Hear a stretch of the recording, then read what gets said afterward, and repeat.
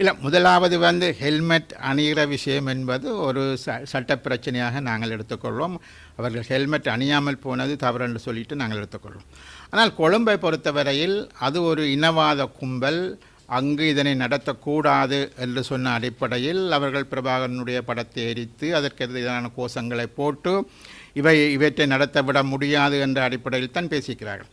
எப்பொழுதும் நீங்கள் சிங்கள மக்கள் மத்தியில் பார்ப்பீர்கள் இருந்தால் அது ஒரு இனவாத கும்பல் ஒன்றல்ல, பல இனவாத கும்பல்கள் இருந்து கொண்டிருக்கிறது. அது நீங்கள் விமல் வீரவன்சாவாக இருக்கலாம், அல்லது எல்ஏ குணவன்சாவாக இருக்க, பல்வேறுபட்ட ஆட்களை நீங்கள் பார்த்தீங்கன்னு சொன்னால் இப்படியான இனவாத கருத்துக்கள் அவர்களுக்கு பின்னால் சில குழுக்கள் இருக்கின்றன. அந்த குழுக்கள் என்பது இவ்வாறு தான் இயங்கிக் கொண்டிருக்கின்றது. ஆகவே அந்த கொழும்பு மாத்திரமில்லை, தென்பகுதியில் இப்படியான பல நடவடிக்கைகள் இருக்கின்றது. ஆகவே அங்கு இவ்வாறான ஒரு என்னென்னு சொல்வது முள்ளிவாய்க்கால் தினம். முள்ளிவாய்க்கால் தினம் என்பது அது பிரபாகரனுக்குரிய தினம் அல்ல. அங்கு பொதுமக்கள் ஆயிரக்கணக்கில் பல்லாயிரக்கணக்கில் கொல்லப்பட்டார்கள். அந்த கொல்லப்பட்டவர்களை நினைவு கூறுவது, பொதுமக்களை நினைவு கூறுவது, அது யாழ்ப்பாணத்தில் நினைவு கூர்ந்தாலும் சரி, கொழும்பில் நினைவு கூர்ந்தாலும் சரி, இங்கிலாந்து நினைவில் கூர்ந்தாலும் சரி, இது ஒரு கட்சியை சார்ந்தவர்களோ ஒரு இயக்கத்தை சார்ந்தவர்களோ என்பதல்ல. முக்கியமாக அந்த முள்ளிவாய்க்காலில் மிக மோசமான இன அழிவு ஒன்று ஏற்படுத்தப்பட்டது, இலங்கை அரசாங்கத்தால் இராணுவத்தால் ஏற்படுத்தப்பட்டது. ஆகவே அந்த பொதுமக்களை கௌரவிக்கிற, அவர்களை நினைவு கூற ஒரு விடயமாகத்தான் இது பார்க்க முடியுமே தவிர இது பிரபாகரனுடைய படத்தை எரிப்பதனூடாக ஏதோ பிரபாகரனுக்காக நான் அந்த கொடி பிடித்த விஷயம் என்பது அல்ல. ஆகவே அந்த இனவாத கும்பலுக்கு அப்படியான விஷயங்கள் தெரியாமல் இருப்பது என்பது வருந்தக்கூடிய விஷயம். ஆனால் அப்படியான ஆட்கள் இன்னும் இருந்து கொண்டிருக்கிறார்கள். இவர்கள் நிச்சயமாக தமிழ் மக்களுக்கான உரிமைகளை கொடுப்பதிலோ தமிழ் மக்களுக்கான அதிகாரங்களை பகிர்ந்து கொள்வதிலோ இவர்கள் துளியளவேனும் ஒத்துழைக்க மாட்டார்கள். அப்படியான இனவாத கும்பல்கள் ஒத்துழைக்க மாட்டார்கள். நாங்கள் இனவாதிகள் அல்ல என்று சொல்லக்கூடிய இப்பொழுது இருக்கக்கூடிய டில்வின் சில்வா அல்லது அனுரகுமார திசநாயக்கா அல்லது பிமல் ரட்நாயக்கா, லால்கந்தா போன்ற அமைச்சர்கள், ஜனாதிபதிகள் எல்லோரும் என்ன சொல்கிறார்கள்? நாங்கள் இனவாதிகள் அல்ல என்று சொல்கிறார்கள். ஓகே, இந்த இனவாதிகள் அல்ல என்று சொல்பவர்கள் நான் ஏற்கனவே கூறியது போல குறைந்தபட்சம் அந்த இனவாத தன்மை இல்லாதவர்களாகவா இவர்கள் நடந்து கொண்டிருக்கிறார்கள் என்பதை அவர்கள் தெளிவுபடுத்த வேண்டும். அவர்களது ஒவ்வொரு நடவடிக்கைகளிலும் நாங்கள் அந்த இனவாதத்தை பார்க்கக்கூடியதான் இருக்கின்றது.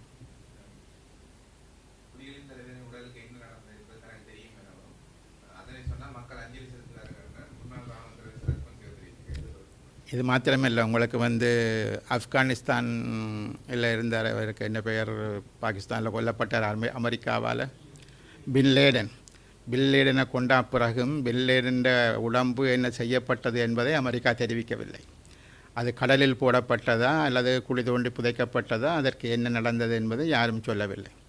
அதே போல் திரு பிரபாகரன் கொல்லப்பட்டார் என்பதை கருணாவும் யாழ்ப்பாணத்தில் இருந்த தயாமாஸ்தரும் போய் பார்த்து அது உண்மையாகவே பிரபாகரன் தான் என்பதை அவர்கள் ஏற்றுக்கொண்டார்கள் என்று சொல்லப்பட்ட ஒரு விஷயம் சொல்லப்பட்டது. ஆனால் அந்த உடலுக்கு என்ன நடந்தது என்பது இதுவரை யாருக்கும் தெரியாது. அவர்கள் சொல்ல விரும்பவும் இல்லை என்பதை இப்பொழுது சரத் பொன்சேகா சொல்லியிருக்கின்றார். ஆகவே அவ்வாறான ஒரு சிலருக்கு தெரிஞ்சிருக்கலாம் அவர் புதைக்கப்பட்டாரா அல்லது கடலில் கொண்டு போய் போடப்பட்டாரா அல்லது அதுக்கு என்ன நடந்தது என்பதை. ஆகவே சில தலைவர்கள் வரலாற்றில் அவர்களது என்று சொல்வது உடலம் கிடைத்தால் வரலாற்றில் அவர்கள் தலைவர்களாக நிலைநிறுத்தப்படுவார்கள் என்று சொன்ன அச்சங்கள் போன்றவை அரசாங்கத்திற்கு காரணமாக இருக்கலாம். அரசாங்கத்தை பொறுத்தவரையில் அவர்கள் பயங்கரவாதிகள், ஆனால் தமிழ் மக்களை பொறுத்தவரையில் அவர்கள் விடுதலை வீரர்கள். ஆகவே எங்களுக்கு விடுதலை வீரர், உதாரணத்துக்கு நீங்கள் வெள்ளைக்காரன் காலத்தில் பிரிட்டிஷுக்கு எதிராக போராடிய சிங்களவர்கள் எல்லாரும் வெள்ளைக்காரனை பொறுத்தவரையில் பயங்கரவாதிகள், ஆனால் சிங்கள மக்களை பொறுத்தவரையில் அவர்கள் விடுதலை வீரர்கள். ஆகவே நாங்களும் எங்களது விடுதலைக்காக போராடிய பொழுது அது எந்த இயக்கமாக இருந்தாலும், அது டொலோவோ இபிஆர்லவோ விடுதலை புலிகளோ, அவர்கள் விடுதலை வீரர்கள். ஆனால் அரசாங்கத்தை பொறுத்தவரையில் இவர்கள் எல்லோருமே பயங்கரவாதிகள். ஆகவே அவர்கள் தங்களது நிலையிலிருந்து தமிழ் மக்கள் அவ்வாறான தங்களுக்கு தலைமை தாங்கி நடத்திய அந்த விடுதலை வீரர்களை அவர்கள் நினைவு கூறக்கூடாது அல்லது மனசிலிருந்து அகற்ற வேண்டும், அதற்கான ஒரு இடம் இருக்கக்கூடாது என்று அவர்கள் சிந்திக்கிறார்கள். ஆகவே அது சரியானது என்பது அல்ல, ஆனால் அவ்வாறு தான் அந்த ஆளுந்தரப்பு சிந்திக்கும். அதைத்தான் இந்த இராணுவ தலைவர்களும் சிந்தித்திருக்கிறார்கள் என்பதுதான் விடயம். 2 நாட்களுக்கு முன்பாக ஜேவிபியினுடைய செயலாளர் டில்வின் டி சில்வா அவர்கள் யாழ்ப்பாணத்தில் தங்களது கட்சி அலுவலகத்தை திறக்கின்ற பொழுது சில முக்கியமான கருத்துக்களை வெளியிட்டிருக்கின்றார். முதலாவதாக அவர் இந்த வருடம் மாகாண சபை தேர்தல்கள் நடத்தப்பட மாட்டாது, மாகாண சபை தேர்தல்களுக்காக கடந்த வரவு செலவு திட்டத்தில் ஒதுக்கப்பட்ட நிதியானது டித்வா புயலால் பாதிக்கப்பட்ட மக்களுக்காக அது எடுக்கப்பட்டு விட்டது. ஆகவே இப்பொழுது தங்களிடம் மாகாண சபை தேர்தலை நடாத்துவதற்கும் பணம் கிடையாது. ஆகவே 2027ஆம் ஆண்டு அதை பற்றி ஆலோசிக்கலாம் என்ற ஒரு கருத்தை அவர் சொல்லியிருக்கிறார். அது மாத்திரமல்லாமல் அவர் அந்த கூட்டத்தில் இன்னும் பல கருத்துக்களையும் அவர் சொல்லியிருக்கிறார். ஆகவே அதில் முக்கியமான விடயமாக ஒரு கட்சியினுடைய செயலாளர், அவர் பாராளுமன்ற உறுப்பினரோ அமைச்சரோ அல்ல, ஜனாதிபதி மற்றும் அமைச்சர்கள் தொடர்ச்சியாக நாங்கள் மாகாண சபை தேர்தலை நடாத்துவோம் என்று ஒரு பக்கம் கூறி வந்த அதே சமயம் அவர்களது தேர்தல் விஞ்ஞாபனத்திலும் கூட தாங்கள் பதவிக்கு வந்ததும் மாகாண சபை தேர்தல் நடத்தப்படும் என்பதும் கூறியிருந்தார்கள். 2024 ஆண்டு சொல்கிற பொழுது 2025ஆம் ஆண்டு தேர்தல் நடத்தப்படும் என்று கூறினார்கள். ஜனாதிபதி அவர்கள் அதனை கூறினார்கள். அதுக்கு பிற்பாடு 2026ஆம் ஆண்டு இப்பொழுது ஜேவிபியினுடைய செயலாளராக இருக்கக்கூடிய டில்வின் டி சில்வா அவர்கள் 2027ஆம் ஆண்டு தான் இந்த தேர்தல் நடாத்தப்படும் என்று கூறியிருக்கின்றார். ஆனால் ஒரு விடயம் என்னவென்று சொன்னால், கடந்த 3 மாதத்திற்கு முன்பாக பாராளுமன்ற தெரிவுக்குழு ஒன்று என்ன அடிப்படையில் என்ன விதமாக நாங்கள் மாகாண சபை தேர்தல்களை நடாத்துவது என்பதை 3 மாத காலத்திற்குள் பாராளுமன்றத்திற்கு தெரிவிக்கும்படி ஒரு தெரிவுக்குழு நியமிக்கப்பட்டிருக்கிறது. அந்த தெரிவுக்குழு பல தடவை கூடி பேசியிருக்கிறது. அவர்களுக்கு இன்னும் கால அவகாசம் கேட்கப்படும் என்றொரு நோக்கமும் இருக்கின்றது. ஆகவே ஒரு பக்கத்தில் பாராளுமன்றம் தெரிவுக்குழுவை நியமித்து தேர்தலை நடாத்துவதற்கு சம்பந்தமாக ஆலோசிக்கின்ற அதே சமயம் பாராளுமன்றத்தோடு சம்பந்தமில்லாத ஒருவர் நாங்கள் தேர்தல் இப்பொழுது நடைபெற மாட்டாது என்று சொல்வது மாத்திரமல்லாமல் பாராளுமன்றத்தால் தேர்தலுக்காக ஒதுக்கப்பட்ட நிதி எடுக்கப்பட்டு விட்டது என்பதையும் அந்த கட்சியினுடைய செயலாளர் என்பவர் கூறுவது வேடிக்கைக்குரிய விடயம் மாத்திரமில்லை, மிக மிக கண்டிக்கத்தக்க விடயம். ஜனாதிபதியோ பாராளுமன்றமோ அமைச்சரவை பேச்சாளர்களோ பேச வேண்டிய விடயங்களை இப்பொழுது அதுக்கு சம்பந்தம் இல்லாத ஒரு கட்சியினுடைய செயலாளர் தான் அரசாங்கத்தை நடாத்துவது போன்ற தொனியில் அவர் இந்த கருத்துக்களை வெளியிட்டது என்பது முதலாவது கண்டிக்கத்தக்க விடயம். அது மாத்திரமல்ல, இந்த இந்த இந்த தெரிவுக்குழு என்பது தெரிவுக்குழு சம்பந்தமாகவும் கூட அந்த தெரிவுக்குழுவில் அங்கம் வகிக்கக்கூடிய திரு சாணக்கியன், திரு மனோ கணேசன் போன்றவர்கள் கூட அரசாங்கத்தினுடைய அந்த தெரிவுக்குழு என்பது இழுபட்டு கொண்டு போக முடியாது, விரைவாக தீர்மானம் எடுக்க வேண்டும், தேர்தல் நடத்தப்பட வேண்டும், கடந்த காலத்தில் எவ்வாறு தேர்தல் நடைபெற்றதோ அவ்வாறு தேர்தலை நடாத்தி அதற்கு பிற்பாடு தேர்தல் அடுத்தடுத்த தேர்தல்களில் வரக்கூடிய மாற்றங்களை கொண்டு வரலாம் என்று கூறுகின்ற பொழுது கூட அரசாங்கம் திட்டமிட்ட வகையில் மாகாண சபை தேர்தல்களை தள்ளி போடுவதன் மாத்திரமல்ல, மாகாண சபை தேர்தலை இவர்கள் நடாத்துவார்களா என்ற ஒரு அச்சம் இப்பொழுது உருவாகியிருக்கின்றது. மாகாண சபை தேர்தல்களை நடாத்தாமல் மாகாண சபை முறைமையை இல்லாமல் செய்யக்கூடிய ஒரு நிலை தோன்றி கொண்டு வருவதை நாங்கள் உணரக்கூடியதாக இருக்கின்றது. ஆகவே தமிழ் பாராளுமன்ற உறுப்பினர்கள், தமிழ் மக்களால் வடக்கு கிழக்கு பிரதேசத்தில் தெரிவு செய்யப்பட்ட பாராளுமன்ற உறுப்பினர்களுக்கு ஒரு கடமைப்பாடு இருக்கிறது. என்னவென்றால், குறைந்தபட்சம் இவற்றை கண்டிப்பது மாத்திரமல்ல, அந்த மாகாண சபை தேர்தல்கள் நடத்தப்பட வேண்டும் என்பதை மிக வலுவாக பாராளுமன்றத்தில் இருக்கக்கூடிய எதிர்க்கட்சிகள் எல்லோருமே அதற்கு ஆதரவான கருத்துக்களை கொண்டிருக்கக்கூடிய இந்த சூழ்நிலையில் அரசாங்கத்தை தேர்தலை வைப்பதற்கான முழுமையான அழுத்தத்தை இவர்கள் கொடுக்க வேண்டும். ஒன்று எங்களுக்கு மிக தெளிவாக தெரிகிறது, ஜேவிபி என்ற அமைப்பானது தேர்தலுக்கு எதிராக இருக்கிறது. டில்வின் டி சில்வா அவர்களுடைய கருத்து என்பது அதனைத்தான் சுட்டி காட்டுகின்றது. ஆகவே இந்த வகையில் தேர்தல் இப்பொழுது நடைபெற மாட்டாது என்ற விடயத்தை கூறுவதற்கு நிச்சயமாக டெல்வின் டி சில்வாக்கு எந்த ஒரு அருகதையும் இல்லை, அதற்கான அதிகாரமும் அவருக்கு கிடையாது. அவ்வாறான ஒரு சூழ்நிலையில் யாழ்ப்பாணத்தில் வந்து நின்று கொண்டு உண்மையாகவே தமிழ் மக்களுடைய தேசிய இன பிரச்சனையை தீர்ப்பதற்காக, அது முழுமையாக தீர்த்ததோ இல்லையோ என்பது வேறு பிரச்சனை, தீர்ப்பதற்காக கொண்டு வரப்பட்ட மாகாண சபை தேர்தல் கடந்த 7-8 வருஷங்களாக நடைபெறாமல் இருக்கின்றது. இந்த நிலையில் இந்த வருஷமும் நடைபெற மாட்டாது என்று சொல்வதற்காக யாழ்ப்பாணத்தில் அவர் ஒரு அலுவலகத்தை திறந்திருக்கிறாரா என்ற கேள்வி நிச்சயமாக எழுகின்றது. ஆகவே யாழ்ப்பாணத்து மக்களோ வடபகுதி மக்களோ வடகிழக்கு தமிழ் பிரதேசங்களில் கால் ஊன்ற விரும்புபவர்கள் குறைந்தபட்சம் தமிழ் மக்கள் தங்கள் அதிகாரங்களை பாவிக்கக்கூடிய வகையில் மாகாண சபை தேர்தல்களை நடாத்துவதில் பின்னடிப்பது என்பது நிச்சயமாக தமிழ் மக்கள் இவற்றை மிக கவனமாக நோக்க வேண்டும் என்று நாங்கள் கேட்டுக்கொள்ள விரும்புகின்றோம். இரண்டாவதாக, தமிழ் தரப்பு மீதும் அவர் ஒரு பாரிய குற்றச்சாட்டுக்களை சுமத்தியிருக்கின்றார். அதாவது, வளமையான தமிழ் அரசியல் தலைமைகள் வடபகுதி மக்களின் உண்மையான பிரச்சனைகளை தீர்க்க தவறிவிட்டார்கள்.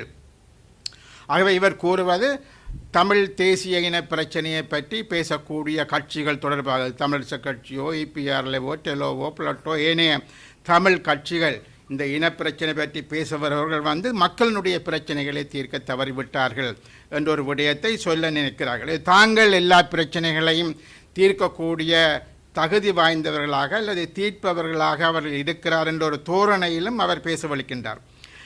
என்னுடைய கேள்வி எல்லாம் என்னவென்று சொல்லி சொன்னால், இவர்களால் 8 வருடமாக மாகாண சபை நடக்க முடியும், இதுவரை நடக்காமல் இருக்கக்கூடிய மாகாண சபை தேர்தலை குறைந்தபட்சம் இவர்கள் கொடுத்த உறுதிமொழியின் பிரகாரமாவது இவர்களால் இப்பொழுது 1.5-2 வருஷங்கள் ஆகிற சூழ்நிலையில் மாகாண சபை தேர்தலை கூட இவர்கள் நடத்துவதற்கு விருப்பமில்லாதவர்களாக இருக்கிறார்கள். அதே போல அதிகாரங்களை பகிர்ந்தளிப்பதில் என்பதில் அவர்கள் விருப்பமில்லாதவர்களாக இருக்கிறார்கள்.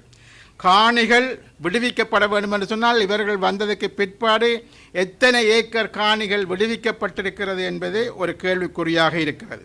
இவர்கள் வந்ததுக்கு பிற்பாடு எவ்வளவு தொழிற்சாலைகளை உருவாக்கி இருக்கிறார்கள், எவ்வளவு பேருக்கு வேலை வாய்ப்பினை கொடுத்திருக்கிறார்கள், எவ்வளவு பேருக்கு வேலையில்லா திண்டாட்டங்களை இல்லாமல் ஒழிக்கக்கூடிய வகையிலான என்ன அபிவிருத்தி திட்டங்களை இவர்கள் கொண்டு வந்திருக்கிறார்கள், குறிப்பாக வடக்கு கிழக்கில் என்ன வெள்ளாட்டத்தையும் இவர்கள் செய்திருக்கிறார்கள் என்று சொல்லி நாங்கள் பார்த்தால் நிச்சயமாக இவர்கள் அதிகாரத்திற்கு 1.5-2 வருஷங்கள் ஆகியும் கூட இவர்களால் அவ்வாறான எந்த விதமான நடவடிக்கையும் மேற்கொள்ளவில்லை.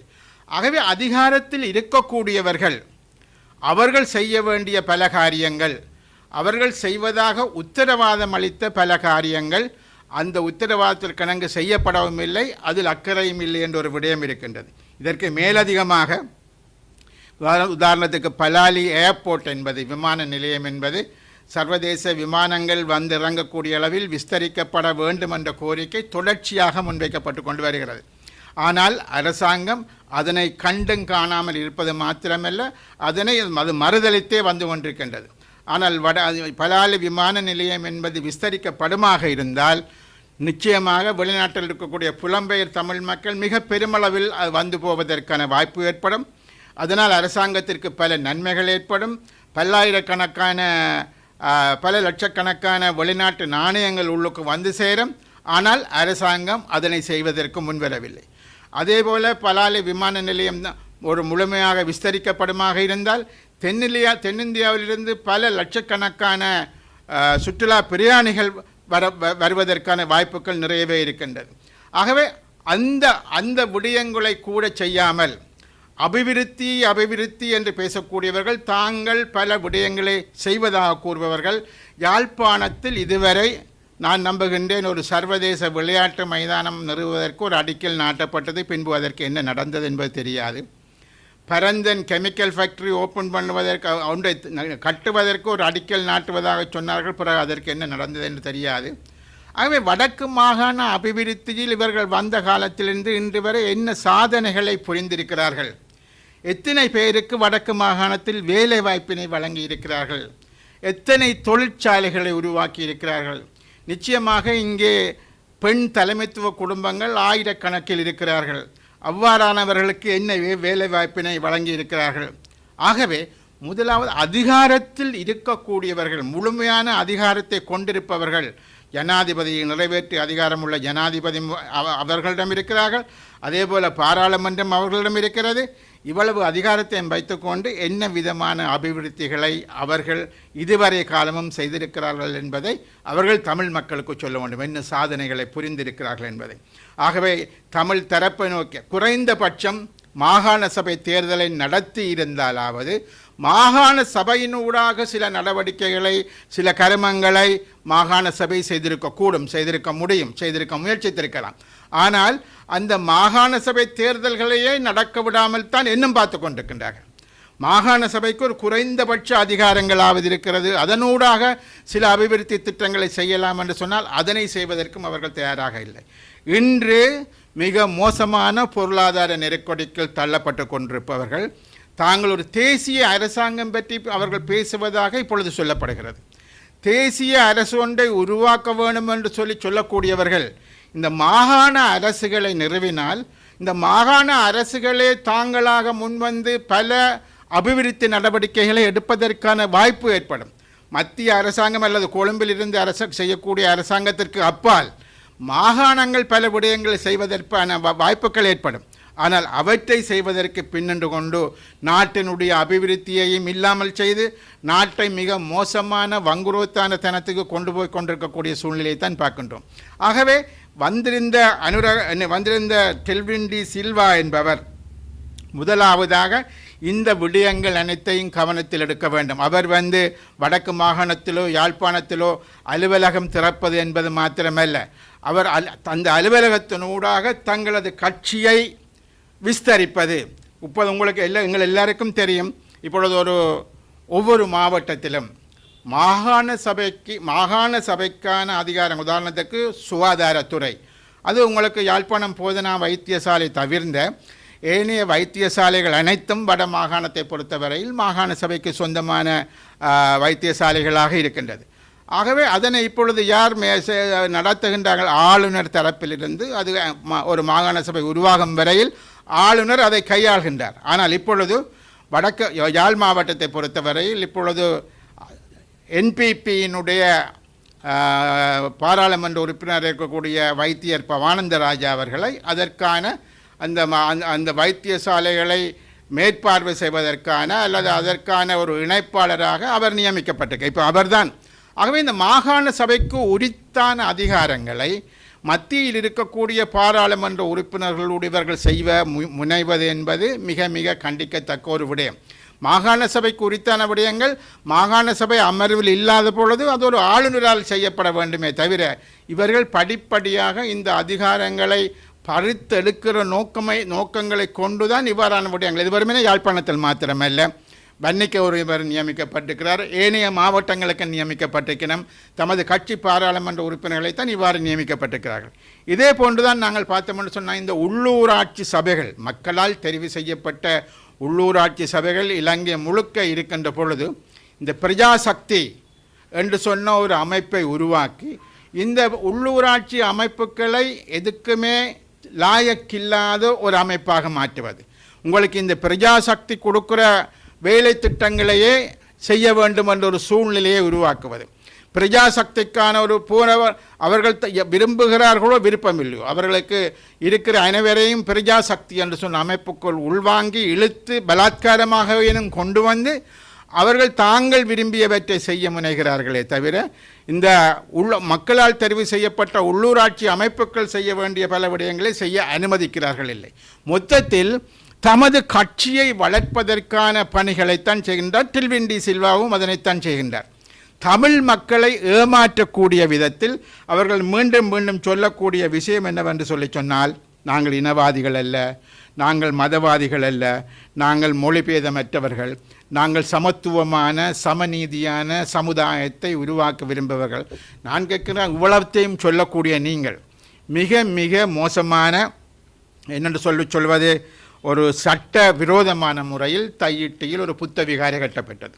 ஒரு தமிழ் மக்களுக்கு உரித்தான காணியில் முழுக்க சட்டவிரோதமான முறையில் எல்லோருக்கும் தெரியும்.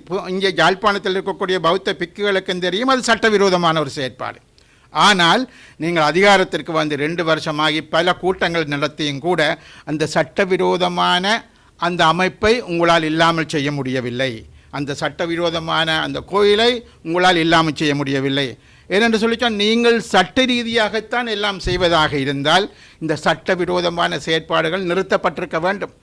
அதே போல தான் பல இடங்களில், அது உங்களுக்கு திருவோணமலையாக இருக்கலாம், முல்லைத்தீவாக இருக்கலாம், மன்னாராக இருக்கலாம், வவுனியாவாக இருக்கலாம், இந்த சட்டவிரோதமான எத்தனை செயற்பாடுகளை இந்த அரசாங்கம் தொடர்ச்சியாக செய்து கொண்டிருக்கிறது என்பதை நாங்கள் பார்க்க வேண்டும். அது குருந்தூர் மலையாக இருக்கலாம், அல்லது உங்களுக்கு வந்து நீராவிப்பட்டி பிள்ளையார் கோயிலாக இருக்கலாம், அல்லது உங்களுக்கு வடக்கினாரை மலையாக இருக்கலாம். சைவ கோயில்கள், சிவன் கோயில்கள், பிள்ளையார் கோயில்கள் இருந்த இடத்தில் பலாத்காரமாக புத்த கோயில்களை கட்டுவதும் சைவ கோயில்களை இடித்து அழிப்பதுமான ஒரு நடவடிக்கையை செய்வதென்பது இவர்கள் மதவாதிகள் இல்லை என்று எவ்வாறு கூற முடியும்? இவர்கள் இனவாதிகள் இல்லை என்று எவ்வாறு கூற முடியும்? ஆகவே ஒரு மந்திரத்தை உச்சாடனம் செய்வது போல ஜனாதிபதி யாழ்ப்பாணம் வந்தால் என்ன, மட்டக்களப்புக்கு போனால் என்ன, அல்லது டில்வின் டி சில்வா இங்கு போனால் என்ன, நாங்கள் மதவாதிகள் அல்ல, இனவாதிகள் அல்ல என்று சொன்ன ஒரு மந்திரத்தை உச்சாடனம் செய்வதன் ஊடாக மாத்திரம் அவர்கள் நல்லவர்களாகிவிட முடியாது. ஆகவே தமிழ் மக்களினுடைய அடிப்படை கோரிக்கைகள் என்பது நிறைவேற்றப்பட வேண்டும். மாகாண சபை தேர்தல் இவர் இப்படி ஒத்தி வைப்பதற்கு இது மிக மோசமான ஜனநாயக விரோத செயற்பாடு. மாகாண சபைக்காக நிதி உங்களுக்கு சட்டபூர்வமாக பட்ஜெட்டின் ஊடாக நிதி ஒதுக்கப்பட்டது. பாராளுமன்றத்திற்கு தெரியாமலே அந்த நிதி விடுவிக்கப்பட்டு வேறு ஒரு காரியத்துக்கு போவதாக இருந்தால் அது பாராளுமன்றத்துக்கு தெரிந்திருக்க வேண்டும், பாராளுமன்றத்தில் பேசப்பட்டிருக்க வேண்டும், அது பாராளுமன்றத்திற்கு ஊடாக அந்த செய்தி வெளியில் வந்திருக்க வேண்டும். ஆனால் இதை யார் இப்பொழுது சொல்கிறார் என்று சொன்னால் பாராளுமன்றத்துடன் சம்பந்தம் இல்லாத டில்வின் டி சில்வா சொல்கிறார் அந்த காசு எடுக்கப்பட்டு விட்டது. அப்போ இவ்வளவு நாளும் ஜனாதிபதியும் ஏனைய அமைச்சர்களும் தேர்தல் நடைபெறும், விரைவில் நடைபெறும் என்று சொல்வது ஒரு பொய்யான விஷயம்தானே. ஆகவே அரசாங்கம் பொய் சொல்கின்றது, அமைச்சர்கள் பொய் சொல்கிறார்கள், டில்வின் டி சில்வா மாத்திரம்தான் முன் பேசுகின்ற ஒரு சூழ்நிலையை அவர்கள் உருவாக்குகிறார்களா? ஆகவே இது இங்கே உண்மையாகவே ஒரு அரசாங்கம் நடைபெறுகிறதா, இல்லாட்டிக்கு அரசாங்கம் தனது பொறுப்புகளை ஜேவிபியினுடைய மேல்மட்டம் செயலாளரிடம் கையளித்து விட்டதா என்பதை அரசாங்கம் தெளிவாக மக்களுக்கு குறிப்பிட வேண்டும். ஆகவே இந்த மோசமான செயற்பாடுகள் என்பது நிச்சயமாக அது நிறுத்தப்பட வேண்டும். மாகாண சபை தேர்தல் என்பது மிக விரைவாக நடத்தப்பட வேண்டும். அது நிச்சயமாக முன்னரெல்லாம் எவ்வாறு மாகாண சபை தேர்தல் நடைபெற்றதோ அதே முறையில் அந்த மாகாண சபை தேர்தல் நடத்தப்பட வேண்டும். மாற்றங்கள் செய்யப்பட வேண்டுமாக இருந்தால் அது ஒரு மாகாண சபை உருவாக்கப்பட்டதற்கு பிற்பாடு அதற்கான குழுக்களை நிறுவலாம். அதில் பெண்களுக்கான இடங்கள் எவ்வளவு வேணும் என்பதை தீர்மானிக்கலாம், இளைஞர்களுக்கு எவ்வளவு இடங்கள் வேணும் என்பதை தீர்மானிக்கலாம், என்ன வடிவத்தில் தேர்தலை நடத்தப்போவது என்பதை தீர்மானிக்கலாம். அதனை அடுத்து, அதாவது பின்னர் வரக்கூடிய தேர்தலில் அந்த விடயங்களை அமுல்படுத்தக்கூடிய மாதிரி இருக்கும். ஆனால் இப்பொழுது தேர்தலை நடத்தக்கூடாது என்பதற்காக பாராளுமன்ற தெரிவுக்குழு ஒன்று நிறுவி அதற்கு கால அவகாசங்களை கேட்டு அதுக்கு பிற்பாடு பழைய முறையில் நடத்த முடியாது போன்ற பல கதைகளை சொல்லி அதாவது இந்த ஜேவிபி அரசாங்கமானது ஒட்டுமொத்தமாக இந்த மாகாண சபை முறைமையை நிர்மூலம் செய்வதற்கு, இல்லாமல் செய்வதற்கான நடவடிக்கைகளைத்தான் இவர்கள் எடுப்பதாக நாங்கள் அச்சப்படுகிறோம். ஆகவே தமிழ் பாராளுமன்ற உறுப்பினர்களும் சரி, தமிழ் உள்ளூராட்சி சபைகளும் சரி, தமிழ் அரசியல் தரப்புகளும் சரி, இந்த அரசாங்கத்தினுடைய இந்த மோசமான விடயங்களை புரிந்து கொண்டு இவர்கள் எவ்வளவு தூரம் அதிகார பகிர்வுக்கு எதிராக செயற்படுகிறார்கள் என்பதை புரிந்து கொண்டு அவர்கள் இந்த விடயங்களுக்கு எதிராக செயற்பட்டு தேர்தல், மாகாண சபை தேர்தலை நடாத்தி தமிழ் மக்கள் தங்களது அதிகாரங்கள் எடுப்பதற்கான சூழலை உருவாக்க வேண்டும். நாங்கள் அதனை செய்ய தவறினால் உண்மையாகவே நாங்களாகவே அரசாங்கத்தினுடைய தமிழ் மக்களுக்கு விரோதமான நடவடிக்கைகளுக்கு ஒரு இடத்தை ஏற்படுத்தி கொடுத்தவர்களாக தமிழ் தரப்பு கணிக்கப்படும்.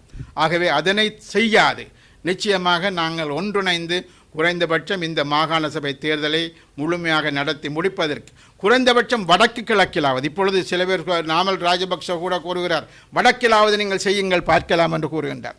ஆகவே நிச்சயமாக அரசாங்கம் குறைந்தபட்சம் நீங்கள் வடகிழக்கில் நடத்துவதற்கு உங்களுக்கு அவ்வளவு பெரிய தொகை நிதியும் தேவைப்படாது. ஆகவே அந்த தேர்தலை நடாத்துவதற்கான நடவடிக்கைகளை அவர்கள் மேற்கொள்ள வேண்டும் என்று நான் கேட்டுக்கொள்ள விரும்புகின்றேன். நன்றி.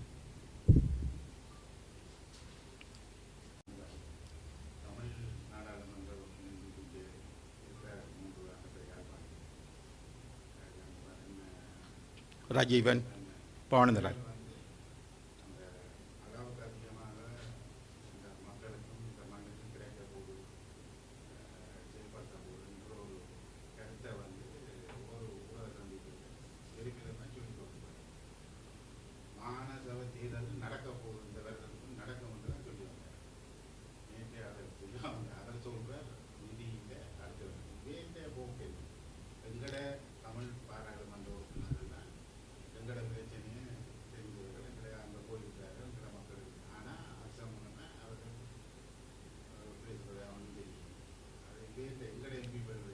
இல்லை, உண்மையாக இதில் 2 விதம். ஒன்று, அரசாங்க கட்சிகள் ஆளும் கட்சி சார்பாக தெரிவு செய்யப்பட்ட பாராளுமன்ற உறுப்பினர்கள்.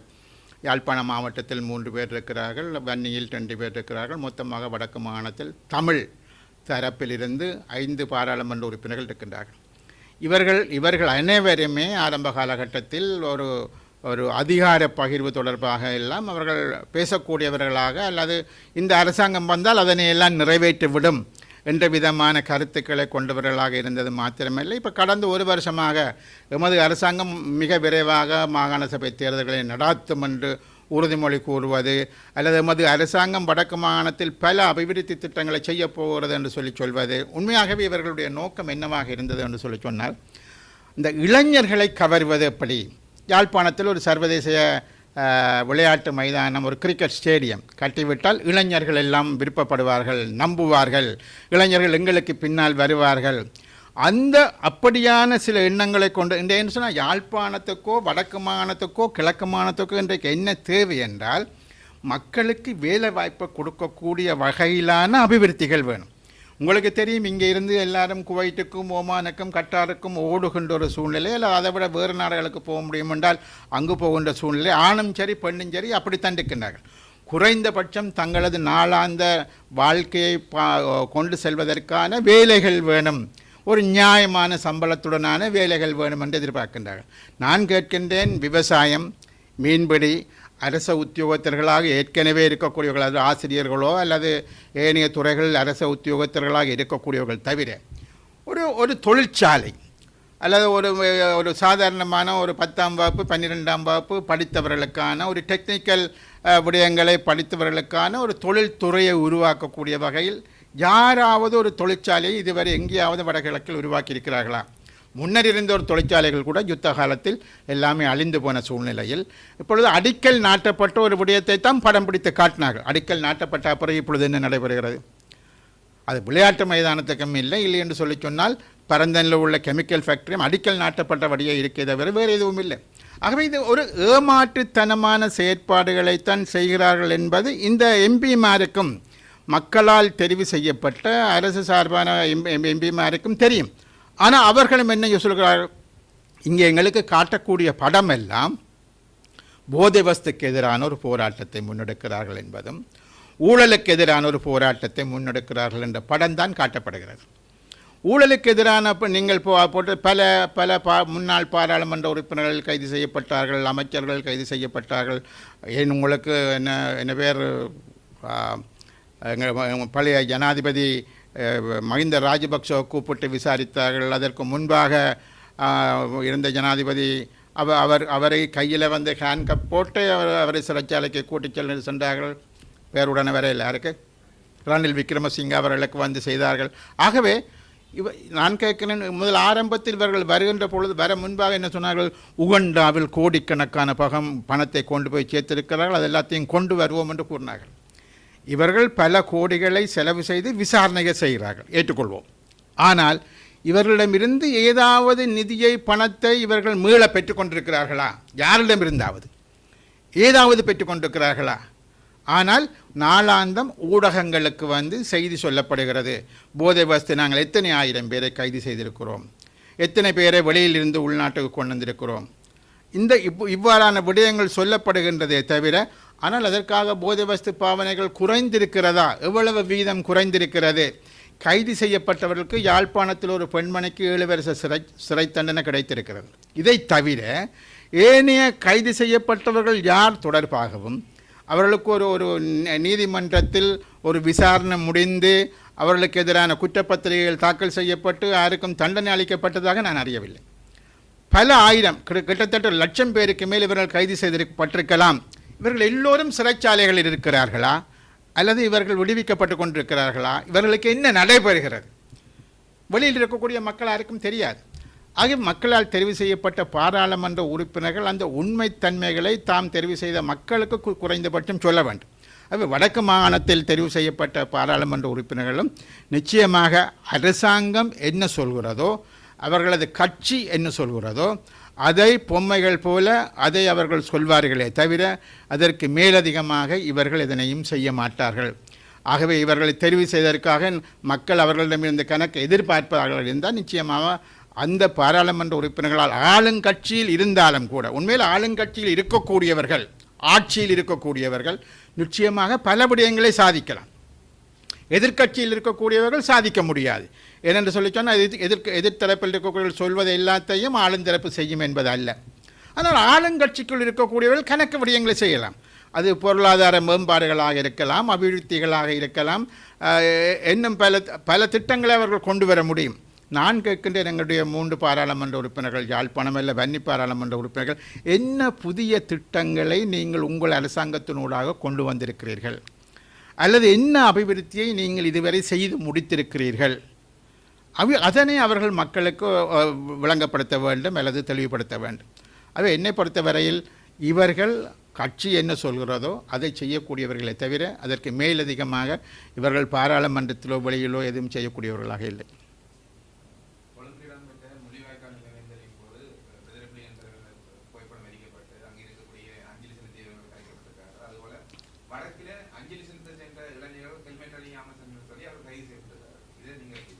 இல்லை, முதலாவது ஹெல்மெட் அணிகிற விஷயம் என்பது ஒரு சட்ட பிரச்சனையாக நாங்கள் எடுத்துக்கொள்வோம். அவர்கள் ஹெல்மெட் அணியாமல் போனது தவறு என்று சொல்லிட்டு நாங்கள் எடுத்துக்கொள்வோம். ஆனால் கொழும்பை பொறுத்தவரையில் அது ஒரு இனவாத கும்பல், அங்கு இதனை நடத்தக்கூடாது என்று சொன்ன அடிப்படையில் அவர்கள் பிரபாகரனுடைய படத்தை எரித்து அதற்கு எதிரான கோஷங்களை போட்டு இவற்றை நடத்த விட முடியாது என்ற அடிப்படையில் தான் பேசிக்கிறார்கள். எப்பொழுதும் நீங்கள் சிங்கள மக்கள் மத்தியில் பார்ப்பீர்கள் இருந்தால் அது ஒரு இனவாத கும்பல் ஒன்றல்ல, பல இனவாத கும்பல்கள் இருந்து கொண்டிருக்கிறது. அது நீங்கள் விமல் வீரவன்சாவாக இருக்கலாம் அல்லது எல்ஏ குணவன்சாவாக இருக்க பல்வேறுபட்ட ஆக்களை நீங்கள் பார்த்தீங்கன்னு சொன்னால் இப்படியான இனவாத கருத்துக்கள் அவர்களுக்கு பின்னால் சில குழுக்கள் இருக்கின்றன. அந்த குழுக்கள் என்பது இவ்வாறு தான் இயங்கிக் கொண்டிருக்கின்றது. ஆகவே அந்த கொழும்பு மாத்திரமில்லை, தென்பகுதியில் இப்படியான பல நடவடிக்கைகள் இருக்கின்றது. ஆகவே அங்கு இவ்வாறான ஒரு என்னென்னு சொல்வது முள்ளிவாய்க்கால் தினம். முள்ளிவாய்க்கால் தினம் என்பது அது பிரபாகரனுக்குரிய தினம் அல்ல. அங்கு பொதுமக்கள் ஆயிரக்கணக்கில் பல்லாயிரக்கணக்கில் கொல்லப்பட்டார்கள். அந்த கொல்லப்பட்டவர்களை நினைவு கூறுவது, பொதுமக்களை நினைவு கூறுவது, அது யாழ்ப்பாணத்தில் நினைவு கூர்ந்தாலும் சரி, கொழும்பில் நினைவு கூர்ந்தாலும் சரி, இங்கிலாந்தில் நினைவில் கூர்ந்தாலும் சரி, இது ஒரு கட்சியை சார்ந்தவர்களோ ஒரு இயக்கத்தை சார்ந்தவர்களோ என்பதல்ல. முக்கியமாக அந்த முள்ளிவாய்க்காலில் மிக மோசமான இன அழிவு ஒன்று ஏற்படுத்தப்பட்டது, இலங்கை அரசாங்கத்தால் இராணுவத்தால் ஏற்படுத்தப்பட்டது. ஆகவே அந்த பொதுமக்களை கௌரவிக்கிற, அவர்களை நினைவு கூற ஒரு விடயமாகத்தான் இது பார்க்க முடியுமே தவிர இது பிரபாகரனுடைய படத்தை எரிப்பதனூடாக இது பிரபாகரனுக்காக நான் அந்த கொடி பிடித்த விஷயம் என்பது அல்ல. ஆகவே இந்த இனவாத கும்பலுக்கு அப்படியான விஷயங்கள் தெரியாமல் இருப்பது என்பது வருந்தக்கூடிய விஷயம். ஆனால் அப்படியான ஆட்கள் இன்னும் இருந்து கொண்டிருக்கிறார்கள். இவர்கள் நிச்சயமாக தமிழ் மக்களுக்கான உரிமைகளை கொடுப்பதிலோ தமிழ் மக்களுக்கான அதிகாரங்களை பகிர்ந்து கொள்வதிலோ இவர்கள் துளியளவேனும் ஒத்துழைக்க மாட்டார்கள். அப்படியான இனவாத கும்பல்கள் ஒத்துழைக்க மாட்டார்கள். நாங்கள் இனவாதிகள் அல்ல என்று சொல்லக்கூடிய இப்பொழுது இருக்கக்கூடிய டில்வின் டி சில்வா அல்லது அனுரகுமார திசநாயக்கா அல்லது பிமால் ரட்நாயக்கா, லால்கந்தா போன்ற அமைச்சர்கள், ஜனாதிபதிகள் எல்லோரும் என்ன சொல்கிறார்கள்? நாங்கள் இனவாதிகள் அல்ல என்று சொல்கிறார்கள். ஓகே, இந்த இனவாதிகள் அல்ல என்று சொல்பவர்கள் நான் ஏற்கனவே கூறியது போல குறைந்தபட்சம் அந்த இனவாத தன்மை இல்லாதவர்களாகவா இவர்கள் நடந்து கொண்டிருக்கிறார்கள் என்பதை அவர்கள் தெளிவுபடுத்த வேண்டும். அவர்களது ஒவ்வொரு நடவடிக்கைகளிலும் நாங்கள் அந்த இனவாதத்தை பார்க்கக்கூடியதான் இருக்கின்றது.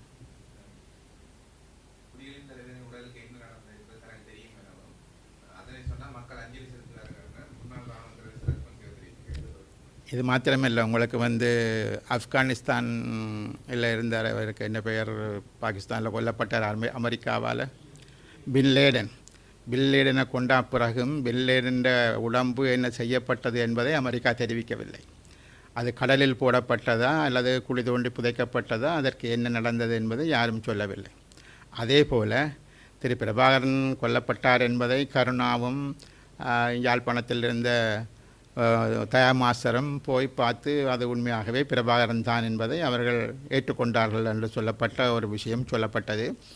ஆனால் அந்த உடலுக்கு என்ன நடந்தது என்பது இதுவரை யாருக்கும் தெரியாது. அவர்கள் சொல்ல விரும்பவும் இல்லை என்பதை இப்பொழுது சரத் பொன்சேகா சொல்லியிருக்கின்றார். ஆகவே அவ்வாறான ஒரு சிலருக்கு தெரிஞ்சிருக்கலாம் அவர் புதைக்கப்பட்டாரா அல்லது கடலில் கொண்டு போய் போடப்பட்டாரா அல்லது அதுக்கு என்ன நடந்தது என்பதை. ஆகவே சில தலைவர்கள் வரலாற்றில் அவர்களது என்று சொல்வது உடலம் கிடைத்தால் வரலாற்றில் அவர்கள் தலைவர்களாக நிலைநிறுத்தப்படுவார்கள் என்று சொன்ன அச்சங்கள் போன்றவை அரசாங்கத்திற்கு காரணமாக இருக்கலாம். அரசாங்கத்தை பொறுத்தவரையில் அவர்கள் பயங்கரவாதிகள், ஆனால் தமிழ் மக்களை பொறுத்தவரையில் அவர்கள் விடுதலை வீரர்கள். ஆகவே எங்களுக்கு விடுதலை வீரர், உதாரணத்துக்கு நீங்கள் வெள்ளைக்காரன் காலத்தில் பிரிட்டிஷுக்கு எதிராக போராடிய சிங்களவர்கள் எல்லாரும் வெள்ளைக்காரனை பொறுத்தவரையில் பயங்கரவாதிகள், ஆனால் சிங்கள மக்களை பொறுத்தவரையில் அவர்கள் விடுதலை வீரர்கள். ஆகவே நாங்களும் எங்களது விடுதலைக்காக போராடிய பொழுது அது எந்த இயக்கமாக இருந்தாலும், அது டொலோவோ இபிஆர்லேவோ விடுதலை புலிகளோ, அவர்கள் விடுதலை வீரர்கள். ஆனால் அரசாங்கத்தை பொறுத்தவரையில் இவர்கள் எல்லோருமே பயங்கரவாதிகள். ஆகவே அவர்கள் தங்களது நிலையிலிருந்து தமிழ் மக்கள் அவ்வாறான தங்களுக்கு தலைமை தாங்கி நடத்திய அந்த விடுதலை வீரர்களை அவர்கள் நினைவு கூறக்கூடாது அல்லது மனசிலிருந்து அகற்ற வேண்டும், அதற்கான ஒரு இடம் இருக்கக்கூடாது என்று அவர்கள் சிந்திக்கிறார்கள். ஆகவே அது சரியானது என்பது அல்ல, ஆனால் அவ்வாறு தான் அந்த ஆளுந்தரப்பு சிந்திக்கும். அதைத்தான் இந்த இராணுவ தலைவர்களும் சிந்தித்திருக்கிறார்கள் என்பதுதான் விடயம்.